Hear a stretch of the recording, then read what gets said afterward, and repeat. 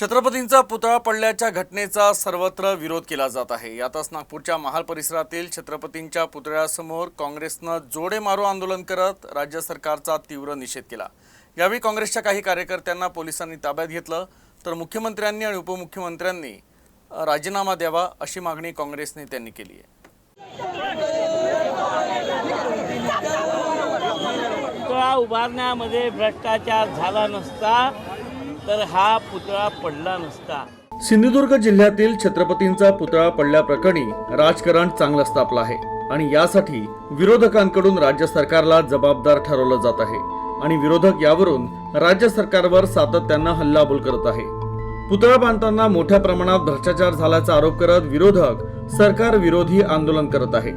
यातच सोमवारी काँग्रेस पक्षातर्फे नागपुरातील महाल परिसरात छत्रपतींच्या पुतळ्यासमोर जोरदार निदर्शनं करण्यात आली।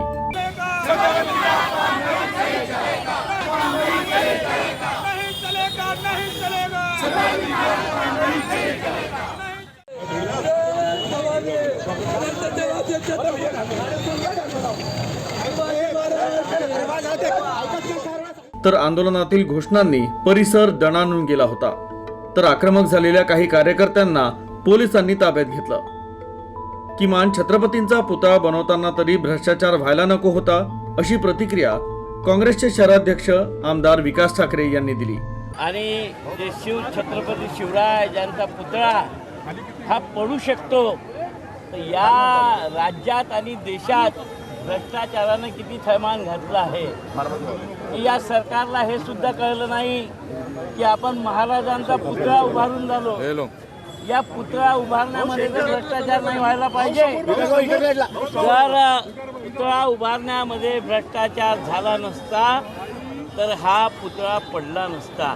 तर या प्रकरणी मुख्यमंत्र्यांनी आणि उपमुख्यमंत्र्यांनी राजीनामा द्यावा अशी मागणी विकास ठाकरे यांनी केली। मला वाटतं की माफी मागण्याचा हा विषय नाही आहे, हा विषय राजीनामा देण्याचा विषय आहे। या कारणाने शिवछत्रपती महाराजांचा जर अपमान होत असेल आणि त्याला जे जबाबदार असतील त्यांनी तुरंत मुख्यमंत्र्यांनी राजीनामा द्यावा, कारण की त्यांच्या हाताखाली सगळी यंत्रणा आहे राज्यातली। त्यांनी राजीनामा देऊन मोकळं व्हावं। माफी मागायची गरज काय? म्हणजे तुम्ही खून कराल आणि माफ करून द्या म्हणाल, असं होत नाही। म्हणून मला असं वाटतं की ज्यांची जबाबदारी आहे त्यांनी जबाबदारी शिकवून मुख्यमंत्र्यांनी आपल्या मुख्यमंत्री पदाचा राजीनामा द्यायला पाहिजे।